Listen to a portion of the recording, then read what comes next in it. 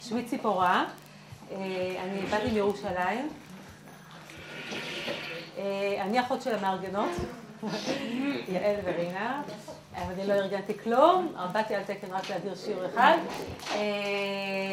איפה לעמוד פה? קולות להר הבית. אני גרה גם בהר הזיתים בירושלים, זאת אומרת מהבית שאנחנו רואים את הר הבית, מהחלון של הבית, גם מהחדרי שינה, מהמטבח. בספר שלו, נכון? טננבאום כתב עליך בספר שלו? כן, כן. עכשיו אני בדיוק בעמוד הזה. אז תדלגי, את יכולה כבר לראות את זה לה. כן, התמונה שם מביא את תמונה כזאת יותר טוב לייב מאשר הספר. לי הערות ביניים. טוב, עכשיו אנחנו ניתן זווית, זה קורס על המקדש והר הבית. אנחנו ננסה לתת זווית של האישה במקדש, אוקיי? לדבר על ענייני נשים במקדש. זה לא קשור להר הבית, אבל תראו שכן בהחלט כשעולים להר הבית אפשר לקשר את זה. זאת אומרת, אנחנו נדבר על מה נשים עשו בבית המקדש. אנחנו לא נהיה לא כהנים ולא לוויים ולא נדליק את המנורה ולא נדליק את הקטורת וכו' וכו'. מה כן נעשה? אז על זה אנחנו נדבר. בהקשר של הדרכה בהר הבית, אז בהחלט כשעולים להר הבית, אז אפשר לדבר על סוגיות של נשים, להתייחס לזה. כגון קורבן יולדת שנדבר עליו, או דברים כאלה, בהחלט אפשר לדבר שבאופן חד משמעי, גברים לא מדברים על זה בכלל. אז זה, כשיש הדרכה של אישה לנשים, אז אפשר לתת את הזווית הזאת. אז זה ככה אני אומרת את זה בתור הקדמה, בהקשר של הדרכה בהר הבית. טוב, אני רק עוד דבר, אנחנו כבר בגוש פה, המצגת הזאת, רוב הציורים פה הם צוירו על ידי ציירת מבת עין, שככה מצאתי אותה, וביקשתי ממנה לצייר כמה, אלישבע שירה קוראים לה, מבת עין, שהיא אומנית, שזה המקצוע שלה, היא ציירת. עוד כמה ציורים מאיזה חסיד גור, חסיד גור דווקא, שהוא צייר.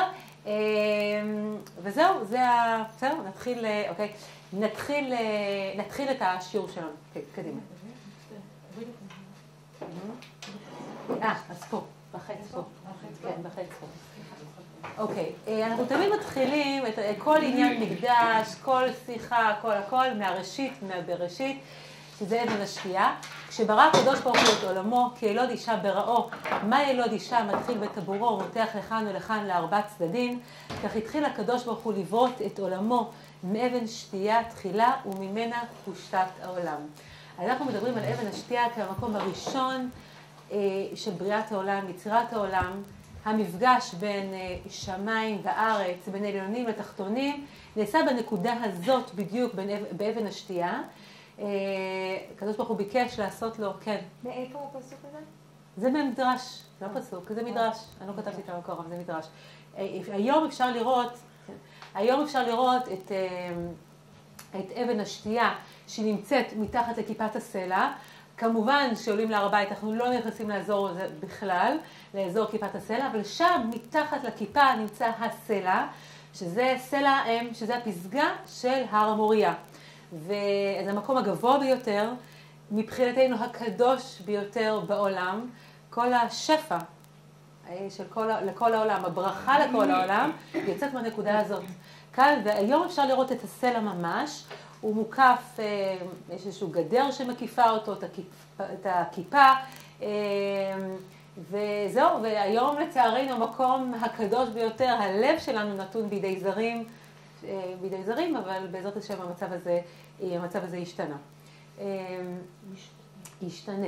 עכשיו כאן אנחנו מתחילים לראות, רק בשביל להיכנס בתור הקדמה, הכל עדיין בתור הקדמה, כדי לדבר על נשים של דור הגאולה בימינו, אז חוזרים לנשים של דור גאולת מצרים, וכאן אנחנו רואים איזשהו ציור, המדרש המפורסם שמדבר על תרומת הנשים למשכן, שהם באו ותרמו ראשונות את המראות הצובעות. כתוב ויבואו הנשים על הנשים, זה הפסוק המפורסם בפרשיות של המשכן, שכשזה היה לדבר של קודש לבנות את בית השם, הם היו הראשונות שבאו ותרמו, ומהם את המראות, כן? והמדרש אחר כך, המדרש אחר כך מציין זה המדרש המפורסם, בנות ישראל היו בידם מראות שרואות בהן כשהן מתקשטות, שזה אותם מראות ששימשו אותה במצרים, לגברים, כדי להמשיך את הילודה, ואף אותן לא עיכבו מלהביא לנדבת המשכן, והיה מואס משה בהן פני שעשויות ליצר הרע.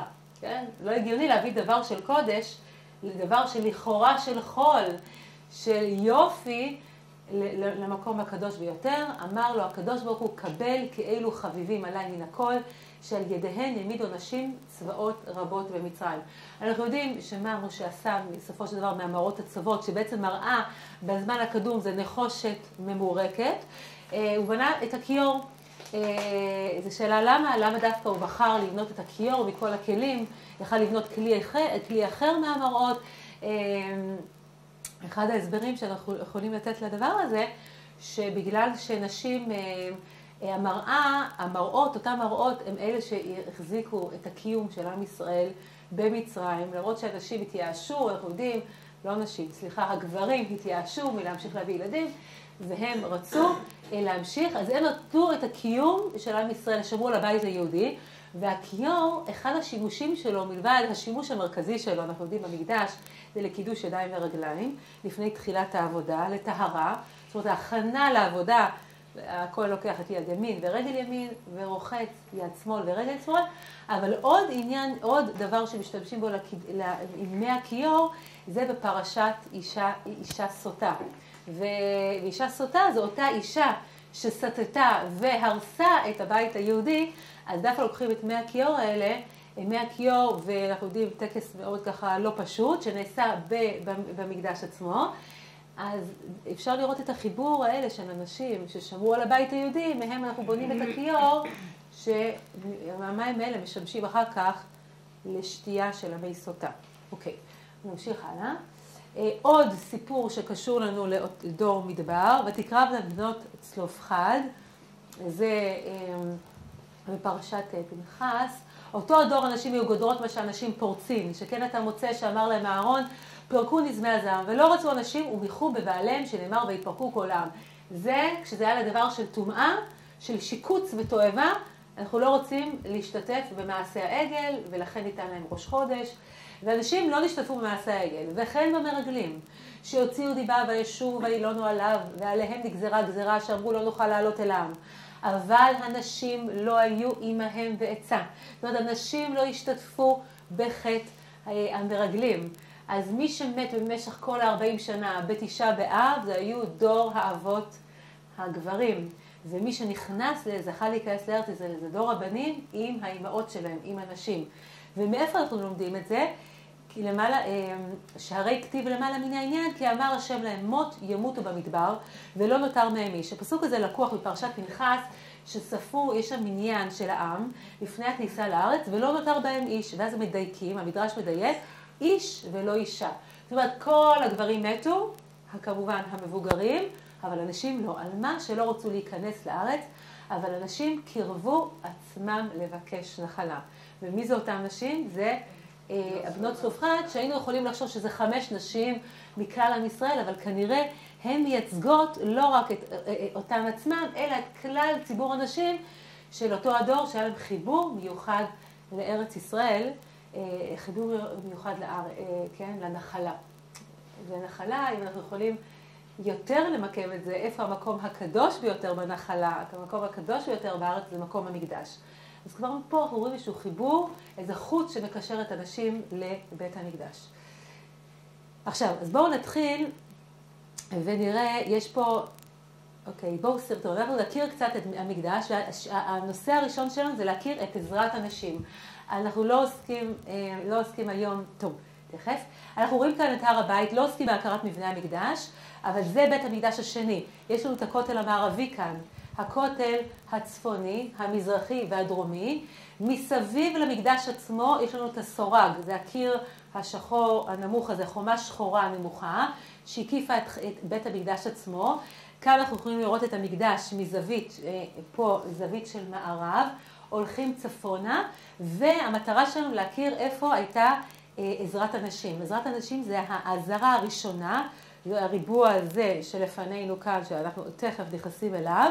בתוך עזרת הנשים שהייתה קל"ה אמות, 135 שמות, היה לנו את 15 המעלות של שערי, ואנחנו נכנסים כאן בתוך שערי ניקנור, נכנסים פנימה לתוך עזרת כהנים ורואים את המזבח בכל הדרו, ואת ההיכל עומד בכל הדרו, היכל מאוד גדול ומרשים, 100 אמות גובה בזמן הבית השני של הורדוס, הוא ככה פיאר את זה והגדיל את זה, את ההיכל, שהוא מאוד מאוד יפה ומרשים. אוקיי, זה איזשהו ככה ממש, ואנחנו ננסה קצת להבין, ננסה לדבר על הנושא הראשון שלנו, זה עזרת הנשים. אז אנחנו ציינו, קודם כל בואו נציין שיש לנו 3 עזרות בבית המקדש. אוקיי? עזרת הנשים, עזרת ישראל ועזרת כהנים. זה לא כנגד, יש לנו גם, אם נדייק, היה לנו במדבר 3 מחנות של בני ישראל. עכשיו, כל מה שקרה במשכן זה העתק, אחר כך העתיקו את זה למקדש. אז במדבר היה לנו 3 מחנות, שזה מחנה שכינה, מחנה לוויה ומחנה ישראל.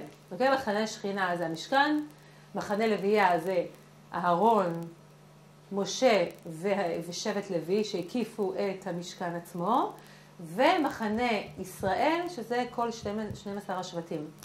כנגד זה, סליחה מקודם זה נראה קצת מבלבל, אבל כנגד זה יש לנו את הקדושה בהר הבית, במקדש. ירושלים כולה היא נחשבת כמחנה ישראל. אוקיי? זה מחנה ישראל, כל ירושלים יש לה קדושה מיוחדת. אוקיי? קדושה מיוחדת, עניינים מיוחדים, רק לירושלים, למשל קורבן פסח, אני יכולה לאכול רק בירושלים, קודשים קלים, מעשר שני, כל מיני דברים כאלה. מחנה השני שלנו זה מחנה לוויה, שזה כנגד הר הבית כולו. הר הבית כולו הוא כנגד מחנה לוויה. ומחנה שכינה זה כנגד העזרה. העזרה בה"א הידיעה, שזה השטח הזה, מכאן פנימה. כל השטח הריבוע הפנימי, כאן עמד המזבח והמקדש, זה נקרא העזרה. לצורך העניין, אוקיי, אז זה המחנות והקדושה שלהם. אבל אנחנו רוצים לברר על עזרת נשים. עזרת נשים זה העזרה הראשונה הזאת שהייתה פה, שאגב לא הייתה קיימת במשכן, לא היה עזרת נשים. בית ראשון, רוב ימי בית ראשון לא היה עזרת נשים. אוקיי, רק בסוף ימי הבית. ובבית שני הייתה עזרה מאוד גדולה, וזו העזרה הראשונה, עזרת נשים, שנכנסים אליה מצד מזרח. תמיד הכניסה למקדש זה מצד מזרח, והולכים תמיד לכיוון מערב. ככל שאני הולכת לכיוון מערב, אני עולה במדרגות הקדושה. אוקיי, גם אני עולה פיזית, תשימו לב שההיכל הוא נמצא במקום הגבוה ביותר. פה יש לי 12 מעלות, שזה אזור החל. אוקיי, נכנס עזרת נשים. זה לא משטח אחד, מה? מה את אומרת? אחרי זה יש לי 15 מעלות שמובילות אותי, כן? 15 מדרגות שמובילות אותי לשערי ניקנור, ואיתם אני נכנסת לתוך העזרה. אז אני עולה עוד מפלס, אוקיי? למרות שהכל נראה מפלס אחד, אבל זה לא נכון. זה הכל מפלס גבוה אחד מהשני. נכנס לזה עזרת כהנים, פה יש לי עוד 12 מדרגות שמכניסות אותי לתוך ההיכל. אז ההיכל נמצא במקום הגבוה ביותר. עכשיו, אז עזרת נשים, זה ככה בצורה כללית מאוד על המקדש. עזרת נשים, זה עזרה, שזה מאוד מעניין לזכור את המידות שלה. נשים דעתן קלה. עזרת נשים היא קוף קלה אמה, אוקיי? קלה אמה. קוף למ"ה אמות. אני מדברת עכשיו על בית שני, אוקיי? זה הדגל של קוף למ"ה אמות, זה 135 אמות על 135 אמות. מה היה לנו בתוך העזרה הזאת? היה לנו 4 לשכות, אוקיי? 4 לשכות. שהלשכות האלה היו לנו 4 לשכות, לשכת הנזירים, לשכת העצים, לשכת השמנים ולשכת המצורעים. אולי נזכיר בהקשר של חנוכה את לשכת השמנים, וטימו את השמנים ולא מצאו פח שמן וכו' וכו'. כל הסיפור הזה כנראה התרחש בלשכת השמנים. זה לא שהיו כדי שמן ככה מפוזרים בכל בית המקדש, אלא הייתה לשכה מיוחדת ששם שמרו את השמנים, וכשנכנסו לאותה לשכה. עכשיו בואו נעבור, גם נראה קצת זווית יותר. פה אנחנו רואים את עזרת הנשים מקרוב, את 4 לשכות שציינתי. יש לנו את 15 המעלות, אוקיי? ואת שערי ניקנור. עכשיו, היה לנו גם מנורות בתוך עזרת נשים. זה גם בהקשר של חנוכה, והדליקו נרות, נכון, אנחנו אומרים בעל הניסים, והדליקו נרות בחצרות קודשך. אז יש לנו את המנורה שהיא נמצאת בכלל בהיכל, אוקיי? אבל חוץ מזה, היה לנו עוד מנורות שעמדו בעזרת הנשים, שממה אנחנו כן מכירים אותם? משמחת בית השואבה. שמחת בית השואבה, היו פרחי כהונה עולים ומדליקים את המנורות האלה, והאור היה גדל, האור היה מתפשט בכל ירושלים, בואו נראה את התמונה, תכף נדבר על התמונה הזאת, אז אני אתייחס רגע לשמחת בית השואבה עוד רגע. פה זו תמונה פחות ידועה. כי אנחנו תמיד מכירים, ציינתי שהיו 4 לשכות, ולומדים את זה, שכתוב, יש פסוק בספר יחזקאל שכתוב שהיו 4 לשכות במקצועותיה. מקצועותיה זה בפינות של עזרת הנשים. עכשיו, אז תמיד מציירים את הלשכות בפנים, אוקיי? בפינות. כל לשכה כזאת הייתה 40 אמה, זה יחסית גדול. אבל פה זו שיטה יוצאת דופן של אחד הראשונים, הראש, שהוא אמר שהם היו 4 לשכות, אבל במקצועותיה בפינות בחוץ. עכשיו, כן, הוא מצייר אותה. למה הדעה הזאת אני לא יודעת להגיד אם אני אוהבת אותה, אבל נשמעת, יש בה משהו מאוד מאוד הגיוני, כי אנחנו מדברים על עזרת נשים, שזו הייתה העזרה המרכזית, גם לנשים וגם לגברים, ועד זה אני אתייחס. כל מי שהוא לא כהן ולא לוי, כשהוא היה בא להתפלל בבית המקדש, היה נכנס לפה, לעזרת נשים. ושם היו מתפללים. חוץ מזה גם היו לנו מעמדים מאוד גדולים. למשל, מעמד הקהל, שבעזרת השם נחגוג אותו בסוף שנת שמיטה, היה בעזרת נשים. היה לנו את שמחת בית השואבה, הייתה בעזרת נשים. היה לנו את מעמד קריאה בתורה ביום כיפור, שהכהן והמלך נמצאים שם, זה היה בעזרת נשים. זאת אומרת, עזרה מאוד גדולה. שברגע שהולכים לפי השיטה הזאת, שהיא יוצאת דופן וחריגה, אבל היא נראית מאוד הגיונית, כי אז אנחנו מגדילים מאוד את השטח של עזרת נשים. כי אנחנו פה, תחשבו, כל לשכה כזאת, היא לשכה גדולה, תופסת הרבה מקום, לשכת הבצורים, ופה אנחנו מפנים את זה, נסגור אותה, נעשה X דחה. מה זה? לא, אל תעשי דחה, זה הולך לחבר את המחשב עוד רבע שעה.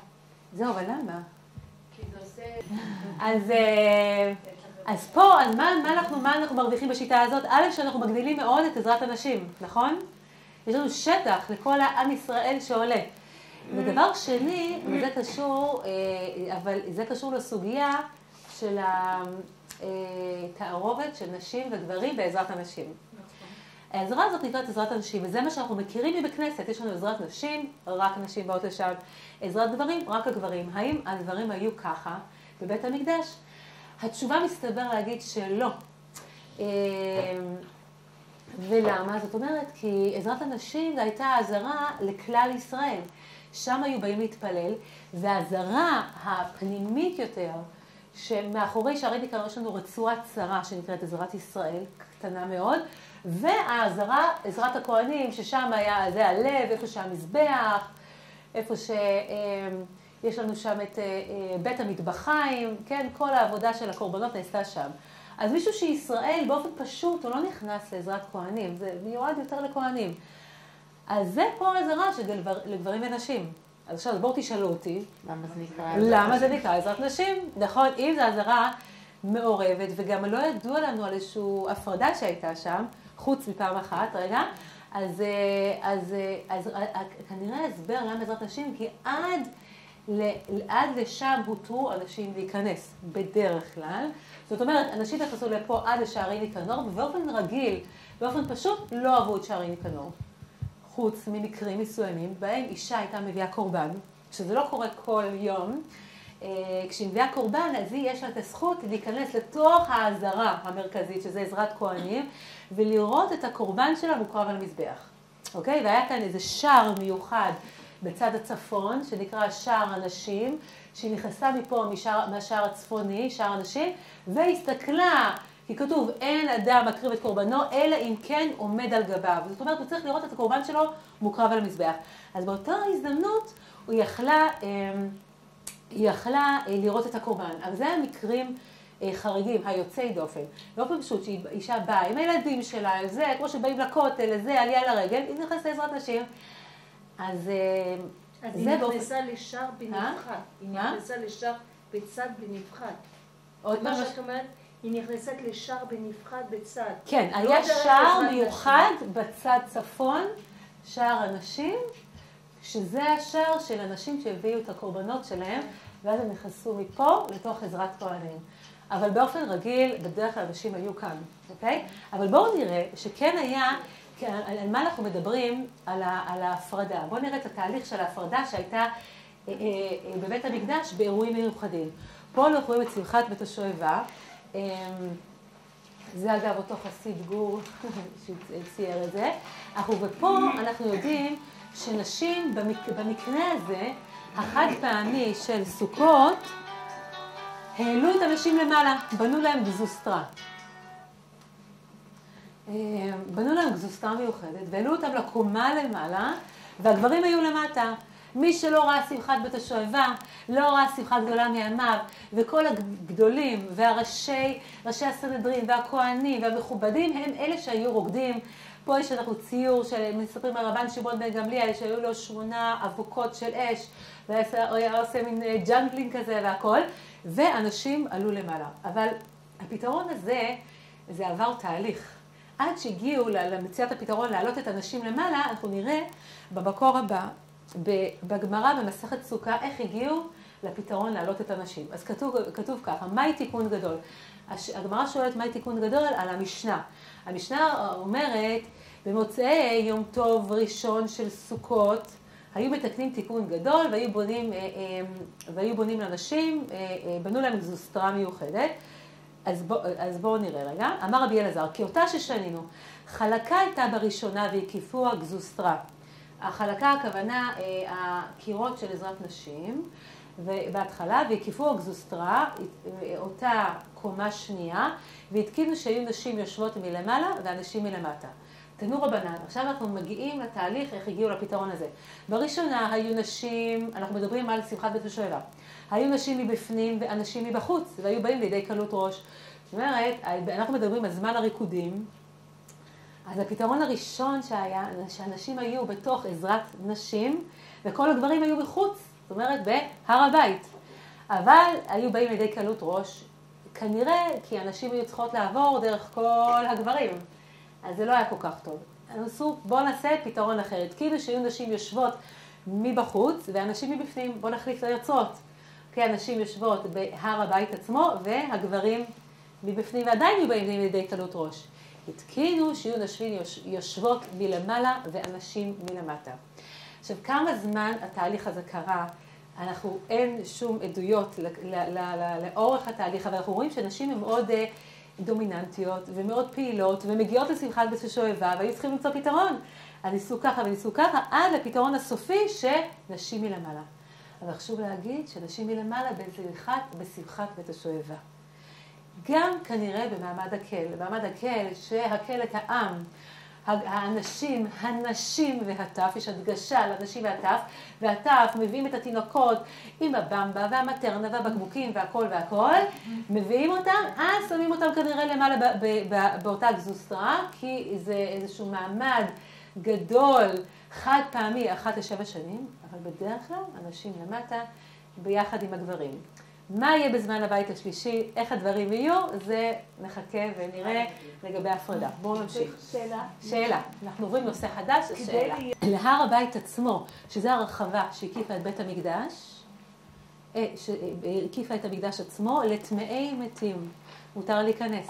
ברגע שהאדם טמא מת שרוצה לעבור את הסורג, את הזורג, אמרנו הסורג, זו אותה חומה שהקיפה את המקדש, אסורה עליו הכניסה. ומהסורג פנימה, לתוך המתחם המקדש עצמו, כבר אתה צריך להיות טהור באפר פרה אדומה. את יכולה להסביר את התהליך? אז בגלל זה, זה הסיבה היום ששואלים לגבי עלייה להר הבית, אנחנו היום הולכים רק באזור של הר הבית עצמו, ולא נכנסים למתחם של המקדש. אני אראה את זה במצגת. אבל מה התהליך של נשים כדי להיות בעזרת נשים? כמו הם היו צריכים לטבול ראשון ואז... טוב, א' היא צריכה שני דברים, אז בואו נגיד לגבי אישה. אישה היא יכולה להיות בשטח של הר הבית, אם היא טמאה וטומאת מת, אבל אם היא נידה, אין לה אפשרות להיכנס לכל שטח הר הבית, שזה שטח לוויה, אז נידה, זב וזבה, נידה ויולדת אסורות בכניסה. אז אישה כדי להיכנס לעזרת נשים, א', היא צריכה להיות הורה מטומאת מת עם מאפר פרה אדומה, ב', כמובן שהיא לא נידה, ואחרי טבילה במקווה. כמו אחרי שהיא טובלת, אז היא חייבת לטבול. לא. אחרי היא... מתי שמים מתי שמים את האפר של הפרה האדומה? כמו איזה יום ו... טוב, אז אבל בעיקרון, כל מי שרוצה לעלות להר הבית, למקדש, אז הוא 7 ימים לפני העלייה, הוא הולך ביום השלישי וביום השביעי ומזים עליו, ביום השלישי וביום השביעי מזים עליו מאפר הפרה האדומה. ואז ביום השביעי הוא הולך וטובל במקווה, אבל זה היינו אח לנשים וגברים, טובל במקווה, ואז הוא יכול לעלות למקדש עצמו. וזה הוא יכול להחזיק מעמד עד שהוא לא נטמע מחדש. לי יש שאלה לגבי הכניסה. אתה אמרת שתמיד נכנסים מערב לכיוון מזרח, הבנתי אותה נכון? ממזרח לכיוון מערב, כן, זה הכניסה. זה הפוך לגמרי מהיום. כשנכנסו לדרך שערי חולדה, הם נכנסו מדרום. יפה, נכנסו מדרום. למה היה צורך שיכנסו לדרום כדי להגיע למזרח, כדי ללכת למערב? אוקיי, באופן פשוט, העיר של ירושלים הייתה בנויה בצד א', בצד דרום, שזה עיר דוד, ירושלים המקורית, ומרכז הכובד הגדול היה בצד מערב, שזה העיר העליונה, זה הרוב היהודי של ימינו. זה היו שני המרכזי הכובד של היישוב היהודי. במזרח לא היה... אבל המדרון מאוד... במזרח לא היה שום יישוב יהודי, שום התיישבות. המזרח זה נחשב מחוץ... אבל היה כניסה. היה שער אחד שנקרא שער שושן, שהוא לא שימש כניסה. הוא היה לו דברים מסוימים, היה שילוח השעיר לעזאזל נעשה משם, היה כבש שהיה משם שהיו משלחים את הפרה האדומה, אבל זה לא שימש שער כניסה ויציאה, כי לא היה שם שום התיישבות. זה נחשב מחוץ לעיר, בגלל זה גם בית העלמין נמצא שם. בעוד כמה דקות שאת רוצה. אז מה רגע, נתחיל לך, אז מה לעשות? תעלי למעלה. אפל, ללחוץ אפל? בעוד שעה. כן, תחצי לא, בסדר, כן. תחצי על זה, כן. אנחנו מגיעים לנושא, עכשיו תקשיבו, כל נושא כזה, אני אומרת לכם שזה הרבה חומר, אבל אנחנו עושים איזושהי סקירת רוחב, כל נושא אפשר לתת לו שיעור בפני עצמו, אנחנו עושים טעימות, בסדר? בשמחה לתת זמן לשאלות, אבל הזמן. אוקיי, הנושא השני שזה קורבן המיוחד של אנשים, זה קורבן יולדת, ופה אנחנו רואים איזשהו ציור של נשים שהן עומדות בכניסה לשערי ניקנור. קודם כל יש פסוק בתחילת פרשת תזריע, זה הפסוקים שעוסקים בקורבן יולדת. כתוב לנו פסוק אחד משם, ובמלאת ימי טהרה לבן או לבת, תביא כבש בין שלתו לעולה ובן יונה אותו לחטאת. עכשיו, אותה אישה יולדת, אנחנו יודעים שבפסוקים עצמם הם מתארים במפורש מה היא צריכה לחכות. אין לנו זמן הרבה להרחיב, אבל אחרי לידה של בן זכר, היא מחכה 40 יום, וביום ה-41 היא עולה לבית המקדש ומקריבת קורבן יולדת. לומדים את זה ובמלאת ימי טהרה ובמלאת, זאת אומרת, היא צריכה לחכות 40 ימים מלאים, עולה ביום ה-41 ומקריבה את הקורבן שלה. אותו דבר, לא, בשונה מזה, זה יולדת של בת.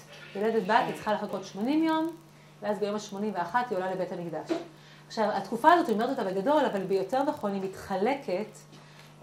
מתחלקת, ה-40 יום האלה מתחלקים ל7 ו-33 ימים, וה-80 יום מתחלקים ל14 יום ו66 ימים. זאת אומרת, יש לנו דמים טהורים ודמים טמאים, אבל זה ככה באופן יותר מפורט, ואין לנו כל כך זמן להיכנס לזה. עכשיו, פה אנחנו רואים יולדות, תביא כתוב כבש בין שלתו לעולה ובן יונה אותו לחטאת. אז יש לנו שני קורבנות שהאישה מביאה לקורבן יולדת, אחד קורבן עולה ואחד קורבן חטאת. פה אנחנו רואים כמה סוגים של יולדות. היולדת העשירה היא מביאה את התור ואת הכבש, והיא עומדת בכניסה לשערי ניקנור, והיולדת הענייה שאין לה את האמצעים לקנות כבש, כי זה דבר מאוד יקר, פעם ניסיתי לברר, זה כמה מאות שקלים לפחות, כבש, זה לא כמו תור שאני מניחה שזה כמה עשרות. אז פה מצד ימין יש לנו את היולדת הענייה שיש לה שהיא יכולה להביא במקום כבש ותור, היא יכולה להביא 2 תורים. אוקיי, בואו נמשיך.